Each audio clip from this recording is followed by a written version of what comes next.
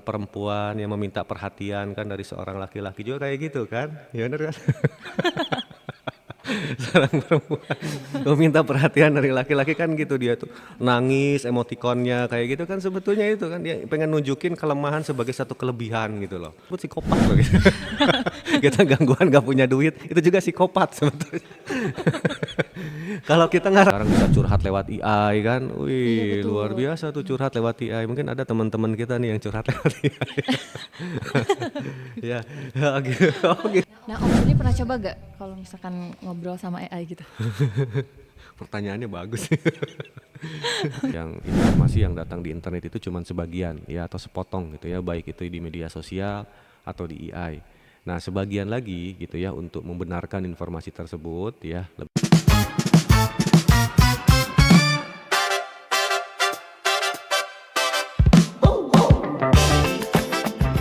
Kadang yang berisik itu bukan dunia luar, tapi pikiran kita sendiri.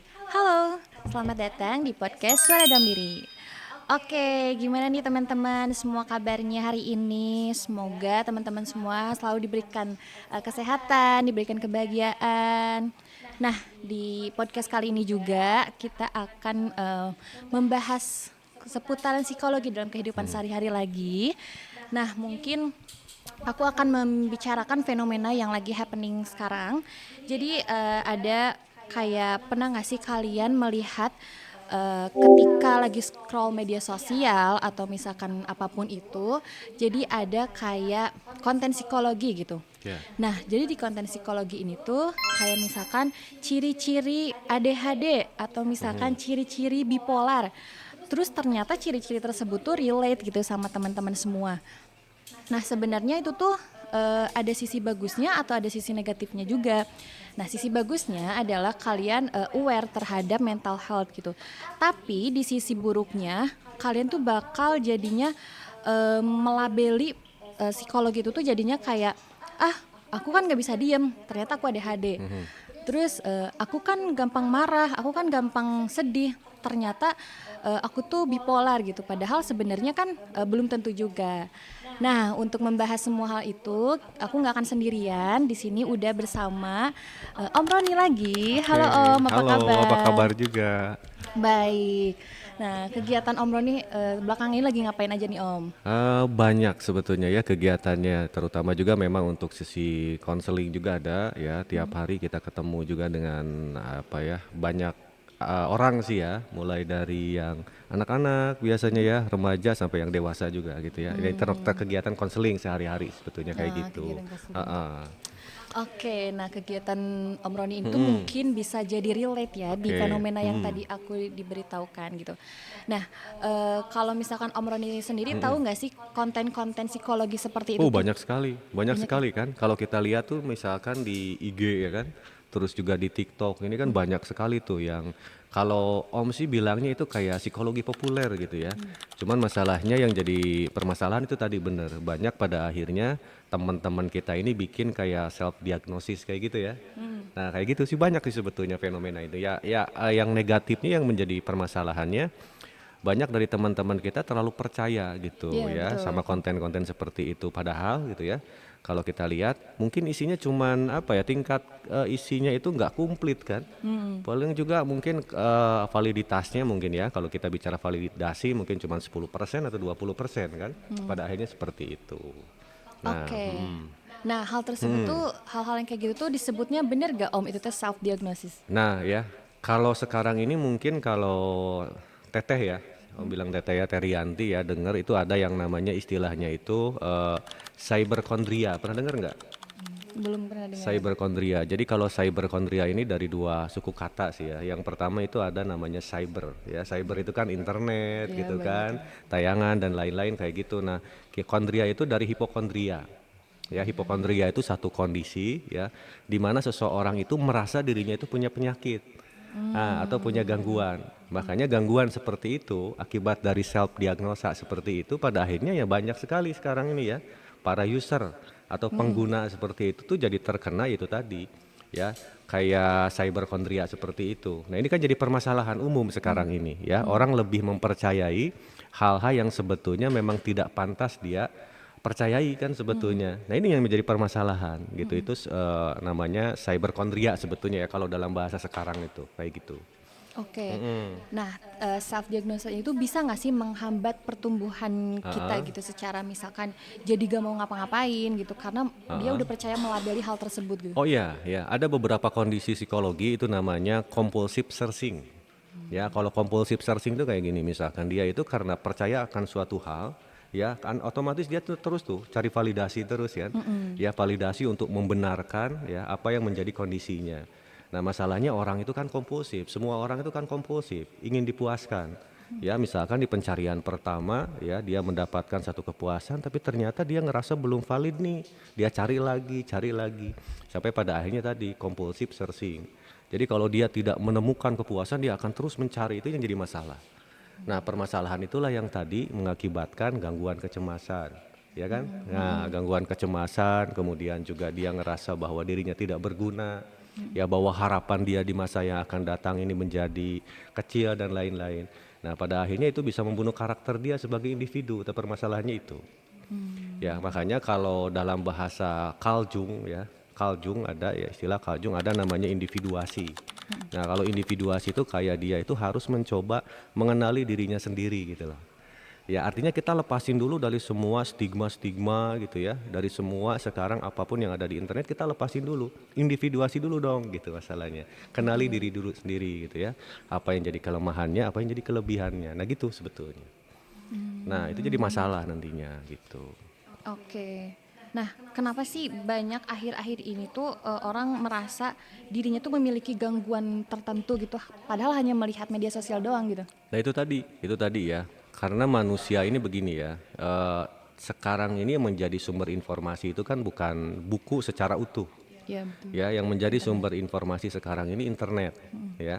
Nah internet kan terus dia ya, nah masalahnya kan kita terkena algoritma tuh ya. Kalau kita misalkan mencari tentang gangguan kecemasan gitu ya, atau mencari tentang gangguan apapun, nanti di TikTok itu kan muncul seperti itu terus kan. Nah itulah yang terus dia benarkan. Nah pembenaran seperti itulah yang mengakibatkan dirinya seperti itu kan menjadi masalah juga. Ya akhirnya masuk ke bawah sadar, kalau sudah masuk ke bawah sadar, sedangkan bawah sadar itu pengaruhnya terhadap manusia itu hampir 88%, masalahnya itu kan. Ya jadi segimanapun setebal apapun kita membatasi diri kita gitu ya, tapi kalau terus berulang-ulang informasi tersebut masuk ke pikiran kita ya kita jadi seperti itu, masalahnya gitu ya kan.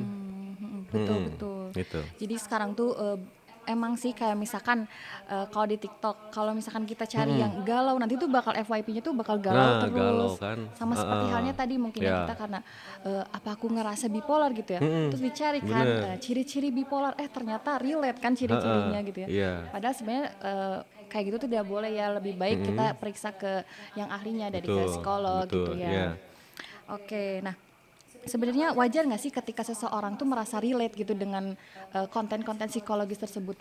Nah kalau kita bicara kewajaran ya, kewajaran karena yang namanya manusia ini kan tiap hari itu kita nggak bisa terus berada dalam kondisi yang moodnya tuh baik.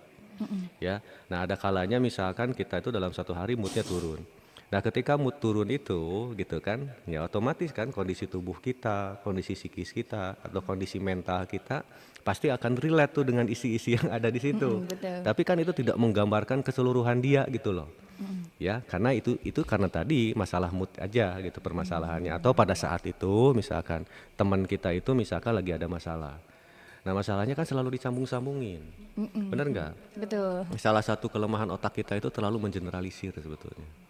Ya, selalu mengeneralisir apa yang memang dianggap nyata gitu ya, yang dianggap umum, ya dianggap itu satu kenyataan bagi dirinya. Itulah kelemahan otak kita sebetulnya. Makanya kita perlu belajar atau kita perlu komparasi ya untuk tidak mengambil satu satu informasi saja. Kita harus mengambil dari informasi-informasi yang lain yang justru harusnya lebih komprehensif gitu loh. Nah masalahnya gitu, itulah yang terjadi sama Gen Z ya sekarang. Iya betul. Kayak gitu kan, masalahnya itu. Iya. Bener, mungkin ada teman-teman yang ngerasa kayak udah banyak konten tersebut, mungkin lebih baik kita gak apa-apa Ya nggak dilihat ya apa-apa, nggak mungkin. apa-apa. Heeh. Ya, cuman tidak terlalu yang melabeli ya. Jangan terlalu melabeli gitu. Itu yang jadi masalah sebetulnya, Iya, label betul. itu. Heeh. Oke, nah sebenarnya apa sih perbedaan kayak tadi self awareness sama self diagnosis yang keliru gitu? Nah, kalau kita bicara self awareness ya, Ya, kesadaran diri kan sebetulnya betul. ya, terkait dengan kesadaran diri kan betul sebetulnya kesadaran diri itu ketika dia sadar ya bahwa yang sedang dia lakukan itu ya ada sisi positif dan ada sisi negatifnya. Itu kan kesadaran sebetulnya. Nah, kalau kita bicara self diagnosis ya, sebenarnya dia dalam kondisi tidak sadar sebetulnya. Tidak sadarnya apa? Karena dia main perasaan. Bener nggak? Main perasaan kan? Kalau kita misalkan lihat konten TikTok ya, logika itu nggak masuk. Yang dia terima itu, oh ini kayaknya relate nih dengan diri saya. Itu kan udah main perasaan. Berarti sebetulnya dia udah nggak sadar pada saat itu. Ya, nah dia dibungkus ya pikirannya dengan perasaan. Kok ini relate? Kok ini sesuai dengan kehidupan saya? Padahal enggak gitu loh. Atau mungkin cuman 60% yang samanya pada saat itu, atau cuman mungkin 30% kayak gitu sih sebetulnya. Ya, jadi antara self diagnosa dengan kesadaran diri gitu ya. Nah, ini juga harus dipelajari juga sih sebetulnya ya, konsep-konsep kesadaran diri itu bagus tuh, konsep-konsep kesadaran diri harus dipelajari juga. Oke.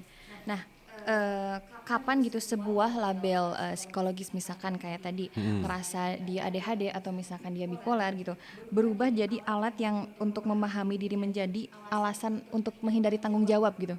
Oh, menghindari tanggung jawab ya. Iya. Nah, gitu ya. Karena gini, kalau misalkan dia sudah melakukan tadi self diagnosa gitu ya, self diagnosa, ya permasalahannya kan selalu self diagnosa ini negatif, ya kan? Negatif. Nah, kalau udah negatif seperti itu, otomatis akan membuat dirinya, ya terutama pikirannya dan jiwanya ini merasa goyah. Wah, saya ini terkena satu gangguan ini kan goyah. Ya kalau jiwanya sudah goyah, otomatis benar nggak dia kan malas nantinya melakukan apapun Iya, ya, betul. melakukan apapun. Terus yang mekanisme yang kedua, ketika kita memikirkan sesuatu terlampau banyak, ya otomatis energi dari tubuh kita ini kan langsung ke sini ke pikiran kita. Sementara energi tubuh kita ya, yang seharusnya diperuntukkan untuk pergerakan tubuh kita, ya malah terserap oleh pikiran kita. Yang ada apa? Jadinya malas. Bener kan? Jadinya males, jadinya susah ngapa-ngapain. Ya biasanya yang putus cinta tuh juga kayak gitu kan. Terus yang galau gitu ya, yang takut akan masa depan, kayak gitu kan sama sebetulnya. Jadi malas ngapa-ngapain gitu ya, kayak teman-teman kita nih ya. Oke. Sama gak sih contohnya seperti ini, kayak dia tuh ngerasa orangnya tuh kemudian gitu Heeh. ketika dia gampang marah Heeh. atau tiba-tiba gampang sedih, dan dia tuh melabeli hal tersebut tuh bipolar gitu, Oh bisa. padahal sebenarnya mungkin saja dia karena belum tidak bisa meregulasi emosi yang baik gitu. Apakah bisa seperti itu gitu contohnya tuh? Bisa ya, bisa seperti itu. Kita kan bicara misalkan bipolar ya, kita bicara misalkan ADHD ya, atau contoh kecilnya misalkan anxiety ya. Nah, informasi yang ada di TikTok itu kan cuma sebagian-sebagian. Ya, disebutnya memang psikologi populer tadi ya. Cuman umum aja informasinya. Nah, keumuman ini yang diterima nih oleh pikirannya, padahal kan ada tuh ciri khas yang lain yang lebih spesifik yang mereka itu nggak lihat ke situ gitu loh. Ya, nah ciri khas spesifik ini sebenarnya bisa diketemukan ketika dia datang ke psikolog. Ya kan, atau ketika dia datang ke profesional gitu. Jadi kalau dia sudah mulai melihat satu self diagnosa gitu ya, atau tadi ya ciri-ciri umum, itu belum tentu mendiagnosa bahwa dia itu memang punya gangguan bipolar, ADHD yang kayak gitu maksudnya. Ya, jadi hati-hati dengan ciri-ciri umum kayak gitu. Iya, betul. Ya, gitu. Oke, nah Om Roni sendiri pernah nggak sih melihat di TikTok atau di media sosial gitu, sekarang tuh apa ya, kayak label psikolog gitu ya, udah dia ke psikologi gitu ya, udah ke psikolognya, terus dia tuh ternyata didiagnosa menjadi misalkan bipolar, Ya. tapi mereka tuh kayak jadi apa ya, membangga-banggakan gitu, Oh dia ya. tuh bipolar atau punya penyakit mental health gitu. Masalahnya zaman sekarang ini ya banyak orang itu yang butuh validasi. Ya kan, kalau teori Carl Jung tadi ya tentang individuasi, ada juga teori dari Alfred Adler. Ya, bahwa yang namanya manusia ini pada dasarnya dia itu kurang percaya diri. Ya, manusia pada dasarnya dia itu lemah. Makanya disebut inferioritas. Iya. Nah, berarti manusia kalau dia sudah inferior, ya dia mencari supaya dia itu superior. Nah, untuk menjadi superior ini masalahnya bukan dengan hal-hal yang positif selalu saja dengan hal positif, tapi dengan hal yang negatif. Salah satunya apa? Misalkan ketika dia misalkan merasa bangga dengan penyakitnya, Mm-mm. dia merasa bangga dengan ketidakmampuannya, gitu ya. Nah, kebanggaan-kebanggaan ini kan sebetulnya bentuk validasi negatif namanya. Makanya istilahnya disebut sebagai superioritas kompleks. Dia membanggakan sesuatu yang memang tidak Menjadi patut dibanggakan gitu loh maksudnya. ya yang menjadi kelemahan Menjadi dianya gitu. kelemahan dia. Dan itu seperti itu biasanya ya. Kalau misalkan sekarang seorang perempuan yang meminta perhatian kan dari seorang laki-laki juga kayak gitu kan. Ya benar kan? Seorang perempuan meminta perhatian dari laki-laki kan gitu, dia tuh nangis emotikonnya kayak gitu kan, sebetulnya itu kan dia pengen nunjukin kelemahan sebagai satu kelebihan gitu loh. Nah itu kan bahaya juga kan sebetulnya buat dirinya. Oh, gitu. Oke. Oke. Nah, ada gak sih dampaknya gitu ya ketika dia terlalu melekat sama label dari self diagnosis itu Oh ya tuh? bahaya, bahaya sekali kan. Masalahnya kalau misalkan dia terus menerima gitu kan, ini katakanlah kan jadi hal negatif ya. Menerima sugesti-sugesti negatif seperti itu akan membuat dirinya seperti itu. Masalahnya gitu loh. Ya, karena gini, ada pikiran sadar, ada pikiran bawah sadar. Ya, pikiran sadar ini bicaranya tentang logika, ya, tentang hitung-hitungan, logika dan lain-lain. Nah, kalau pikiran bawah sadar ini bicaranya tentang imajinasi.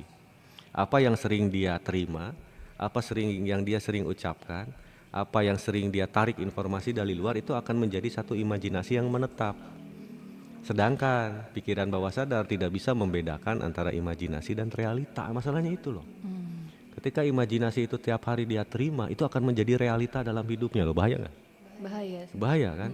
Nah bahaya. Jadi lebih baik kalau kita dapat informasi yang seperti itu, ya lebih baik kita jangan terima gitu aja gitu loh. Kita langsung datang ke profesional gitu ya, untuk mendapatkan panduan, untuk mendapatkan informasi yang lebih komprehensif gitu ya, yang lebih komplit gitu loh. Jadi bahaya, hati-hati gitu. Ya, jadi jangan langsung sekarang ada kata-kata di TikTok langsung ditarik, di-download, dibikin nanti status gitu ya. Misalkan, nah itu yang bahaya gitu ya. Jangan kayak gitu. Tapi ada yang parahnya lagi juga gitu ya. Ada di TikTok gitu ya.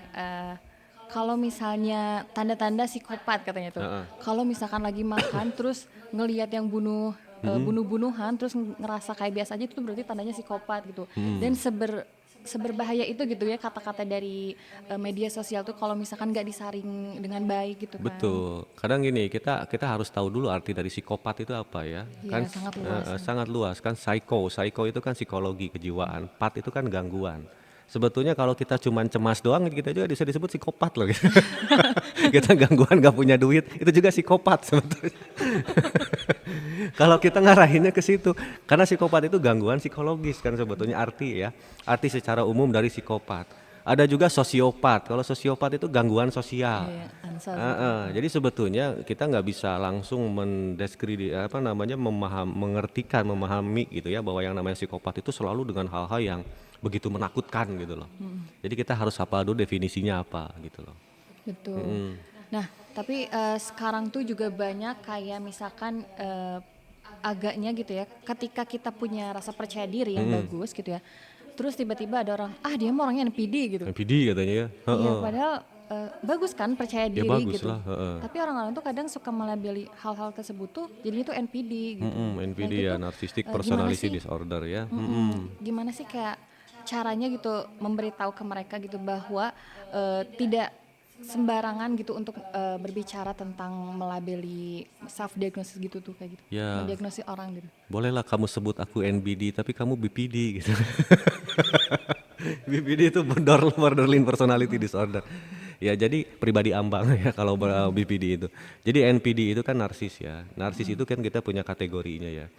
Jadi kalau misalkan orang dengan percaya diri gitu ya, ya itu bisa tidak disebut sebagai NPD sebetulnya ya. Itu karena memang dia ingin nunjukin bahwa dia itu mampu kan, dia nunjukin bahwa dia itu bisa. Nah, jadi NPD ini lebih cenderung begini, kepercayaan diri yang terlampau tinggi dan dia cenderung untuk merusak orang lain kan sebetulnya. Ya. Jadi bahasanya bukan lagi percaya diri kan, narsis ya. Ya, Narsis. kecenderungan untuk merusak dirinya bahkan orang lain sebetulnya kayak gitu. Tapi kalau kita pede gitu ngobrol di depan umum gitu ya, public speaking, wah dia MPD kan nggak bisa kayak gitu juga gitu Iya. ya. Jadi nggak bisa Biasanya itu ciri orang yang terlalu iri gitu melihat orang percaya diri biasanya kayak gitu. Jadi jangan irian, ya. Ada nggak sih apakah mungkin itu self diagnosis itu yang terus diulang dapat membuat seseorang semakin yakin bahwa dirinya tuh tidak mampu mengubah keadaan hidupnya gitu? Oh ada. Makanya pada saat itulah gitu ya, ketika gangguan tersebut muncul tadi, siberkondria tadi ya, ketika gangguan tersebut muncul maka segeralah untuk memang datang ke profesional. Karena lambat laun tadi, ketika diagnosa itu dia yakini dan dia percayai dan masuk ke bawah sadar, itu bisa menjadi kondisi yang sebenarnya. Itu bahayanya, itu bisa jadi realita loh, realita gitu ya. Ya tapi kalau misalnya kata-katanya positif ya nggak jadi masalah, jadi realita ya. Nah masalahnya kalau ini negatif itu dia bikin self diagnosa, nah itu yang bahaya. Hati-hati. Oke. Nah, tapi Om, banyak teman-teman sekarang mungkin ngerasa kayak ke psikolog tuh mahal gitu, sehingga mereka tuh kadang ada yang nggak mau cek ke Iya. psikolog gitu. Kalau enggak, kalau misalkan takut ke psikolog, takutnya jadinya Gila, gila kalau gitu, disebut dikira gila gila. gitu ya. Gimana tuh kalau misalkan mereka yang ngerasa pada ciri-ciri tersebut, tapi nggak mau gitu ke arah langsung konseling gitu? Ya ini banyak pertimbangan sih sebetulnya ya, banyak pertimbangan. Cuman kalau dari saya begini ya, gangguan fisik memang itu juga penting ya, maksudnya ya untuk diobati gitu ya. Tapi gangguan psikis itu jauh lebih penting. Rasanya dengan taruhlah investasi sekian misalkan ya untuk kita datang ke psikolog gitu ya. Nah itu bisa memberikan satu dampak yang lebih luas bagi kehidupan kita di masa yang akan datang. Seperti itu sih sebetulnya ya. Jadi kita harus paham gitu ya bahwa masalah mental, masalah psikis itu begitu luar biasa ya dalam membentuk siapa diri kita di masa yang akan datang. Nah sebetulnya bukan masalah duit sih pada akhirnya ya, masalah pemahaman sih sebetulnya ya. Terus datang ke psikolog juga kan bukan berarti dia langsung disebut gila Gila juga ya. ya, bukan ya. Kayak sekarang sebetulnya sekarang nih fenomenanya ya, sekarang ini sudah mulai banyak sih sebetulnya yang sudah mulai melek ya, melek apa psikologi gitu ya, Tentang mental health tentang gitu. mental health ini sekarang ya udah mulai itu ya, banyak yang berani datang gitu ya. Dan sebetulnya sekarang juga banyak sih fasilitas-fasilitas kayak konsultasi online dan lain-lain kan sebetulnya dengan biaya yang lebih terjangkau kan sebetulnya. Intinya jangan ragu-ragu lah untuk ini ya, untuk konseling gitu. Oke, nah terkait tadi ya konseling online gitu, Mm-mm. kan sekarang tuh banyak yang kalau misalkan dosen saya saranin gitu, Mm-mm.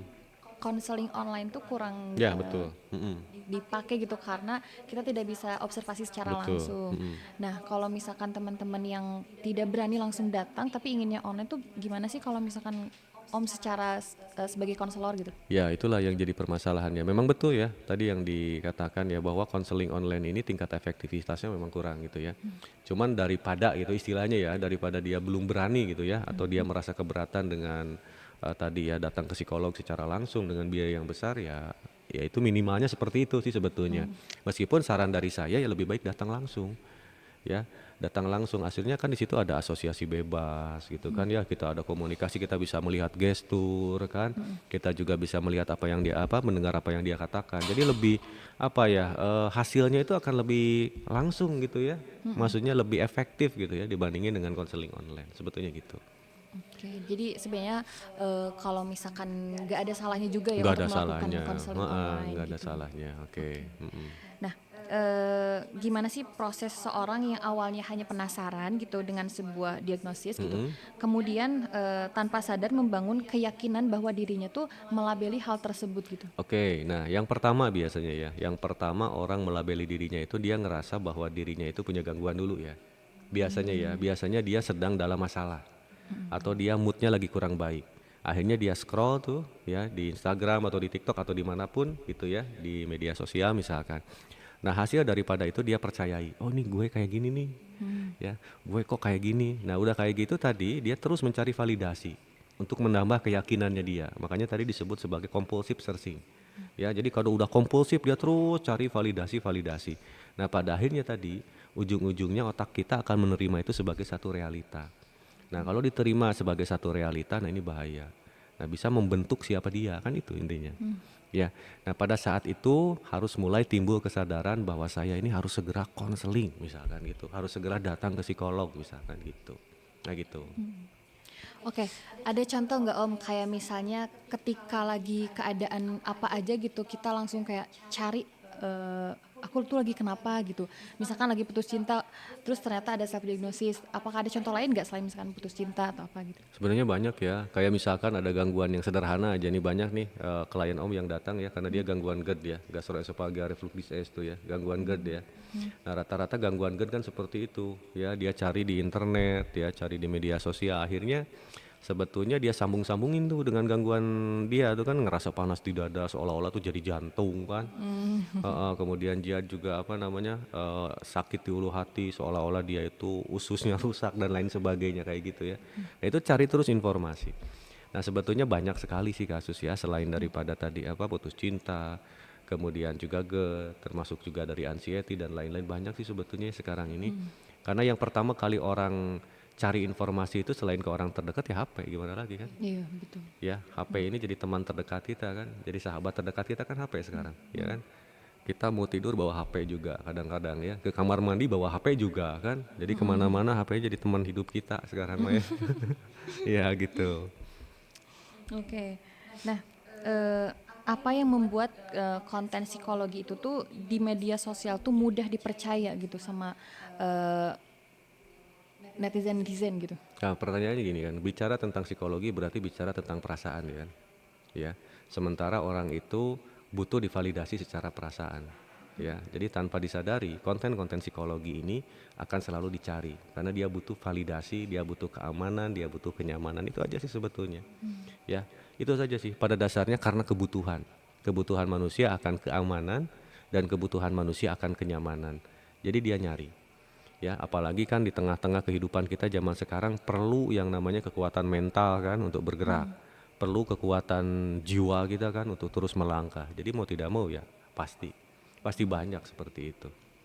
Oke. Nah, sebenarnya kalau misalkan yang Om lihat gitu ya kan Om udah lumayan lama menggunakan gelar espesi ini gitu.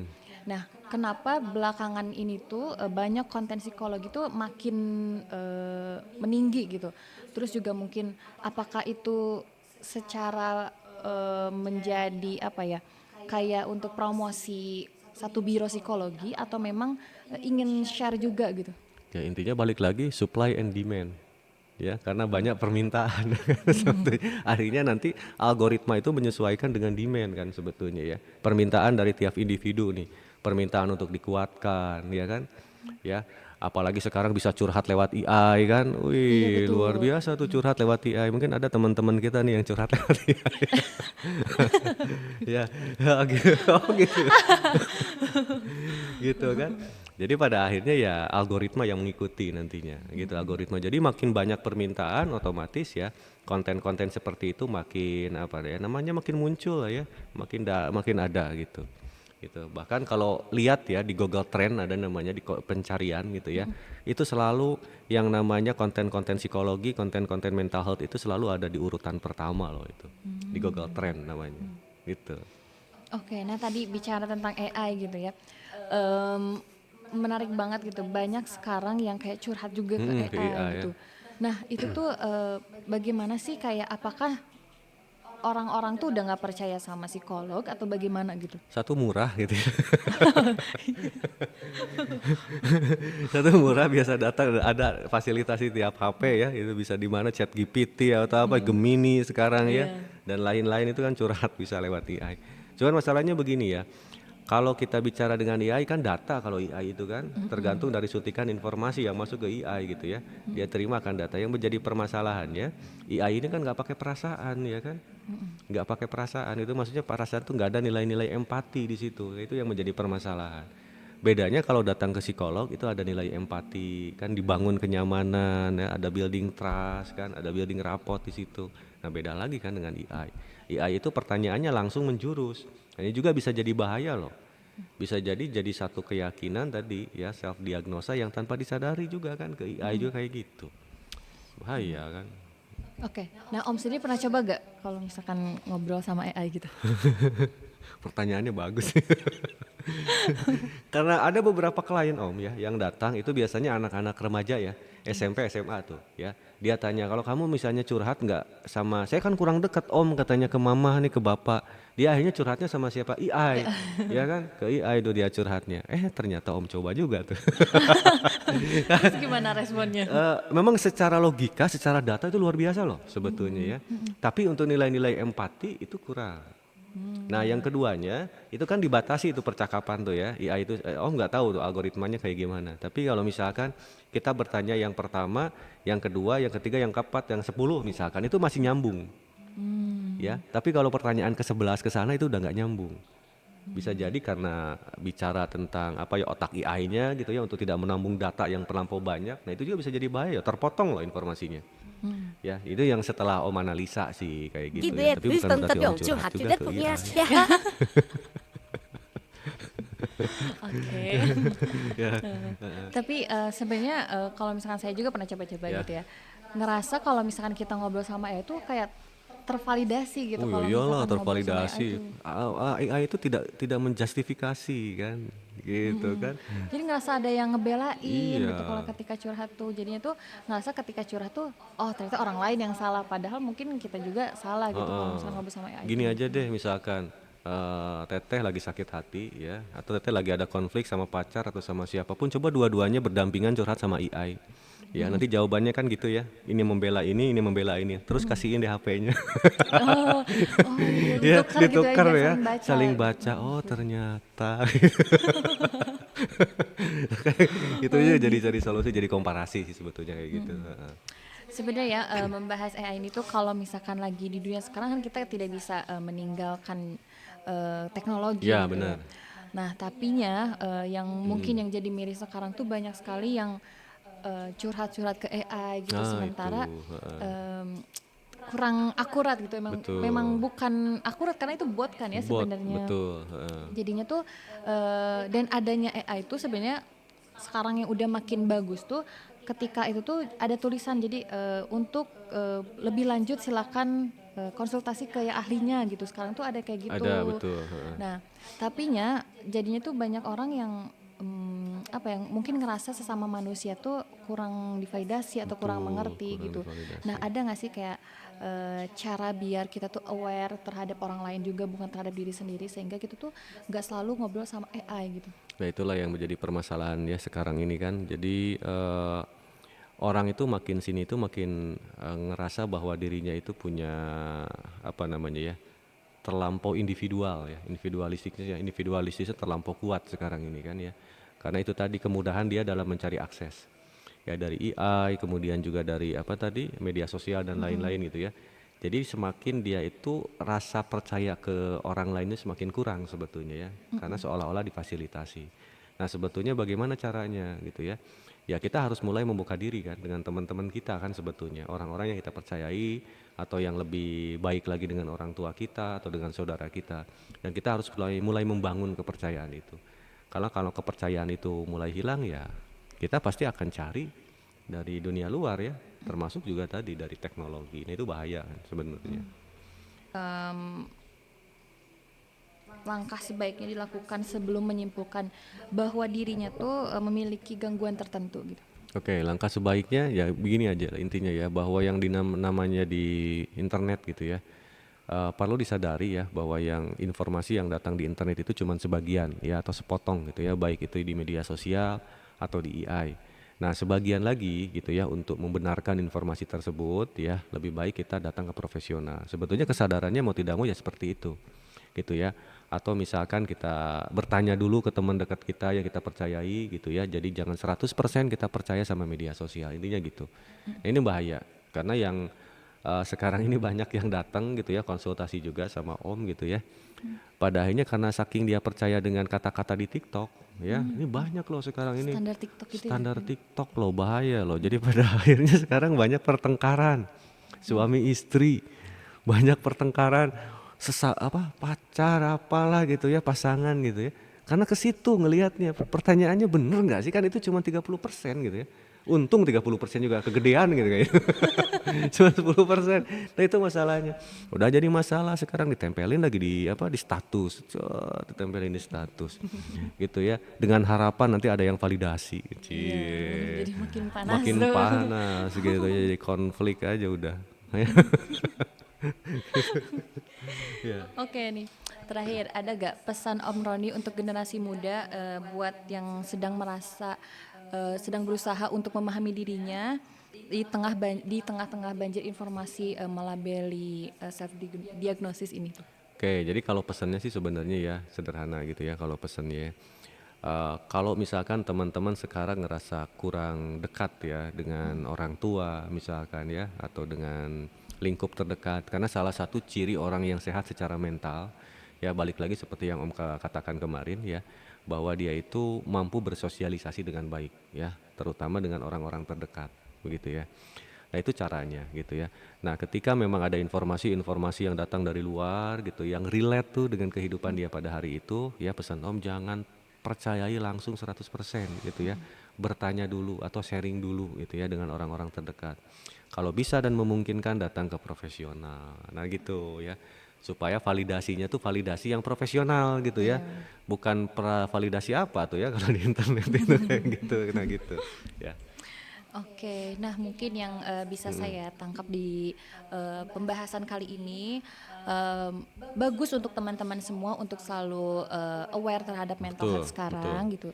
Tidak ada salahnya untuk mungkin melihat gejala-gejala, namun alangkah baiknya untuk selalu ketika merasa seperti itu dan mungkin mengganggu aktivitas sehari-hari, lebih baik konsultasi ke psikolog yang betul, ahlinya betul. gitu. Nah, mungkin juga untuk teman-teman untuk bagus juga untuk lebih belajar tentang self awareness karena Betul, sangat luas ya betul. tentang definisi self awareness tersebut gitu. Setelah itu mungkin ketika kita memahami diri sendiri, kita bisa baru mulai memahami orang lain gitu. Betul, nah itu keren tuh. Memahami diri sendiri maka kita akan memahami orang lain. Keren. Ya, Nah, mungkin setelah itu kita di tengah gemparan teknologi, majunya teknologi ini, banyak AI di lingkungan kita, mau ketika kita kuliah, banyak sekali Om sekarang tuh ketika lagi kuliah, tanya jawab tuh sekarang jadi adu-adu AI gitu, oh gitu bukan ya. jadi Heeh, ya. pikiran AI mana gitu. yang paling kuat gitu ya? Dan paling benar Yang gitu. paling benar gitu. Itu mungkin ya yang Ya, kita tidak bisa ya tinggalkan betul. Heeh. teknologi. Cuman bagaimana kita cara menggunakannya dengan Betul, bijak betul. gitu. Tidak apa ya, ketika curhat mungkin lebih baik ke sesama manusia ya kalau bisa Iya, jangan ke AI iya. gitu. AI itu nggak punya empati, itu cuma data doang ya. Jadi mereka tuh kalau ketika AI jawab jadi ngerasa kevalidasi. Sebenarnya Betul, itu yang mungkin salah, jadinya mungkin memperburuk keadaan gitu. betul. Nah, mungkin untuk teman-teman yang ingin ingin konsultasi ke psikolog, bukan berarti gila, tapi mungkin Enggak gila. teman-teman bagus gitu aware Betul. terhadap diri sendiri gitu. Sekarang banyak banget layanan psikologi yang secara online, mungkin sekarang juga mudah diakses gitu, atau teman-teman juga malu untuk ke psikolog, tidak perlu malu karena untuk memahami diri sendiri juga. Ketika kita sulit memahami diri sendiri, mungkin ada bantuan yang ahli, kita bisa Betul, jadi lebih baik gitu betul. ya. Itu mungkin yang dari yang mungkin saya pelajari di topik sekarang. Ya, Teman-teman bisa ambil baik-baiknya. ya. Mungkin juga dari kami ada salah kata atau bagaimana gitu. Terima kasih kepada Om Roni. Sama-sama. Ya, heeh. Mungkin di podcast season 1 mungkin karena tugas saya di sini sudah selesai.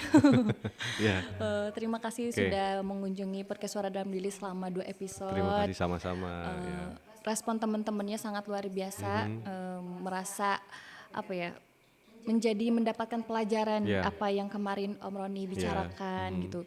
Mungkin sekarang juga teman-teman merasa ada yang pembelajaran baru terhadap yang dibicarakan oleh Om Roni ini. Oke. Gitu. Oke, terima kasih semuanya telah mendengarkan suara podcast Dalam Diri. Saya Miranti Ratu Raisya. Dan saya Roni Yanuar. Thank you for watching. Bye bye.